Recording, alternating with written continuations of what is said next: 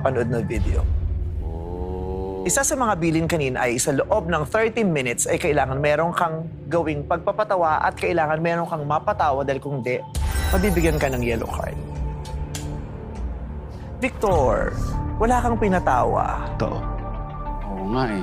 Victor, baka wala ka pang motor, i-chat mo lang ako. Agad-agad, bibigay ko yung susi. Hindi pa namin nakikita ang brand mo dito.